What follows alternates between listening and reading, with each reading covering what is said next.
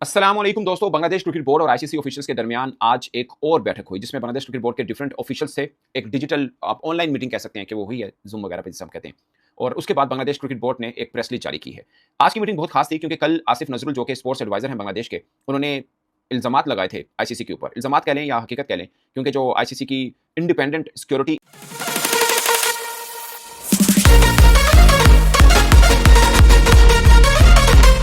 के ऊपर कि ये 3 शराइत आपको देखनी पड़ेंगी, अदरवाइज सिक्योरिटी खतरात बहुत बढ़ जाएंगे। उन्होंने पोर्ट्रे इस तरह से किया और बाद में सोर्सेज से आईसीसी ने डायरेक्ट आकर या प्रेस रिलीज की सूरत में या कोई प्रेस कॉन्फ्रेंस की सूरत में नहीं कहा कि हमारी सिक्योरिटी असेसमेंट रिपोर्ट में ऐसी कोई बात नहीं है। बट भारतीय मीडिया ज्यादातर ये बोलता रहा कि आईसीसी की जो सिक्योरिटी असेसमेंट रिपोर्ट थी उसके अंदर ऐसी कोई बात नहीं थी और ये जस्ट नॉर्मल सी गुफ्तगू थी जिसको बांग्लादेश ने ऐसे हाइप दी है। सो आज की मीटिंग जो बांग्लादेश क्रिकेट बोर्ड ऑफिशियल्स और आईसीसी ऑफिशियल्स के दरमियान हुई वो बहुत खास थी, क्योंकि ऑफकोर्स इसके ऊपर भी आईसीसी को अपने तहफुजात होंगे कि आपने ये प्राइवेसी थी, एक प्राइवेट टॉक थी, आपने इसको अपने आकर क्यों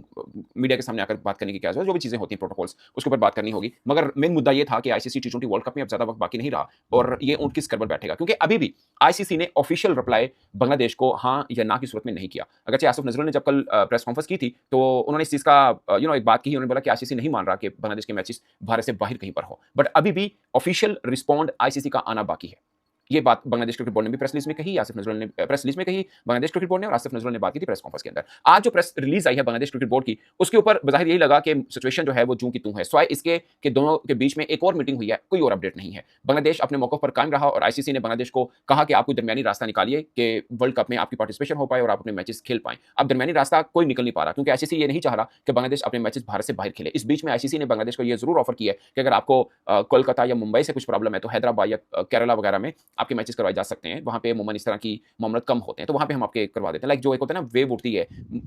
अब ये एंटी बांग्लादेश अगर कोई वेव है तो कुछ चीजें ऐसे जहां पे कोई लोग इतना परवाह नहीं कर रहे होते, तो वहां पे आपके करवा लेते हैं जहां पे आपको कोई ऐसा प्रॉब्लम नहीं होगा। मगर बांग्लादेश का मुद्दा ये है कि वो इंडिया लैंड ही नहीं करना चाहते। उनको लगता है कि इंडिया में आना, अब पिछले कल जो आसिफ नजरुल ने भी प्रेस कॉन्फ्रेंस की थी, उन्होंने इस चीज का मेंशन बकायदा किया कि पिछले 16 माह से भारत के अंदर बांग्लादेश को लेकर एक बकायदा प्रोपोगेंडा किया जा रहा है और उसका इंपैक्ट हमारे खिलाड़ी पर आएगा अगर हमारे खिलाड़ी भारत जाएंगे। तो आम लोगों में गुस्सा है बांग्लादेश को लेकर, सेम जैसे बांग्लादेश के लोगों में भी भारत को लेकर खास गुस्सा पाया जा रहा है जब मुस्तफिजुर रहमान को उन्होंने रिलीज किया था। सो ये कहानी है। अब बांग्लादेश नहीं चाह रहा कि वो इंडिया पे आए। अगर उनको ये ऑफर की जाती है कि आप हैदराबाद या केरला या कहीं पे और खेल लें तो वो कहते हैं वो भी भारत का हिस्सा है। और अगर आईसीसी को ये कहा जाए कि आप अपने हमारे मैचेस जो हैं भारत के अलावा पाकिस्तान में, यूएई में, श्रीलंका में कहीं करा दें, बट हम भारत नहीं जाएंगे, उस पर आईसीसी मदा नहीं है कि अभी इतना टाइम नहीं बाकी और ये सब मामला है। सो आज की प्रेस रिलीज के अंदर भी बांग्लादेश क्रिकेट बोर्ड ने बोला कि आईसीसी ने अपनी बात हमारे सामने रखी और हमने उनके सामने अपनी बात रखी है और इस बात पर यह मीटिंग खत्म हुई कि आइंदा फिर एक मीटिंग होगी इस मामले के ऊपर। सो कंक्लूजन नहीं निकल पाया आज की मीटिंग का भी, जो कि किसी तरह से भी बेहतर नहीं है आईसीसी के लिए, बांग्लादेश के लिए या टी20 वर्ल्ड कप के लिए। और मुझे लगता है ये बात मैंने पहले भी की थी कि आईसीसी को इसका कोई ना कोई एक परमानेंट सोल्यूशन निकालना होगा। अब हर देश खासकर एशिया के अंदर दूसरे देश के ऊपर बात कर रहा होता है कि हमने उधर नहीं जाना। अगर कोई बायलैटरल सीरीज है तो उनका अपना एक डिसीजन है, कोई बोर्ड किसी के साथ नहीं खेलना चाहता, फेयर इनफ। बट अगर कोई आईसीसी के इवेंट के अंदर यूं मसला बना हुआ है तो उसका कोई एक परमानेंट सोल्यूशन आईसीसी को लेना है। मैं जब आपको याद होगा पाकिस्तान के अंदर भारत खेलने को नहीं आता चैंपियंस ट्रॉफी, और फिर ये तय पा गया कि ठीक है पाकिस्तान की भी मेन और वीमेन टीम भारत ना जाए जो वर्ल्ड कप होने हैं, आईसीसी के जो इवेंट होने हैं, तो इस तक मतलब पाकिस्तान भी न्यूट्रल खेले, अब इंडिया भी न्यूट्रल खेले, सब कुछ थे। मैं उस वक्त भी कह रहा था कि ये कोई सोल्यूशन नहीं है, ये क्रिकेट के लिए बेहतर नहीं है कि एक इवेंट है अगर एक देश में हो रहा है, लाइक चैंपियंस ट्रॉफी सिर्फ पाकिस्तान में थी, उसमें सिर्फ भारत के वजह से मैचेस दुबई में खेलने पड़े जो भारत के मैचेस थे। अब तो चलो इंडिया और श्रीलंका दोनों को होस्ट हैं, पहले से डिसाइडेड था। अब ऐसा नहीं है कि स्पेशली कोई अलग वेन्यू बनाया गया, ये पहले के को होस्ट थे। सो ये हुआ। बट अब बांग्लादेश ने,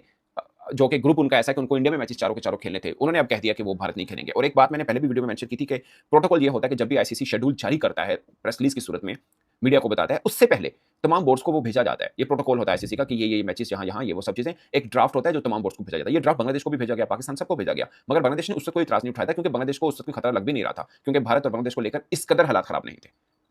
इस कदर हालात खराब नहीं थे। उसके बाद हालात ऐसे मोड़ पर आए कि आईपीएल की एक फ्रेंचाइज को ऐसा लगा कि एक भी बांग्लादेशी क्रिकेटर उनकी टीम में है, या बीसीसीआई को ऐसा लगा कि आईपीएल की किसी भी फ्रेंचाइज में एक भी बांग्लादेशी क्रिकेटर है तो उससे हालात खराब हो सकते हैं। इसलिए उन्होंने मुस्तफिजुर रहमान को केकेआर से रिलीज करा दिया था। अदरवाइज ये वही मुस्तफिजुर रहमान है कि जब आईपीएल की बोली लगी थी तो 2-4 फ्रेंचाइजी उसको खरीदने की ख्वाहिशमंद थी, जिसमें सीएसके यानी एमएस धोनी की फ्रेंचाइज भी शामिल थी। सो मुद्दा असल में मुस्तफिजुर रहमान से शुरू हुआ और अब खत्म नहीं हो पा रहा, उन किसी करवट नहीं बैठ रहा। मगर ये किसी तरह से भी आईसीसी के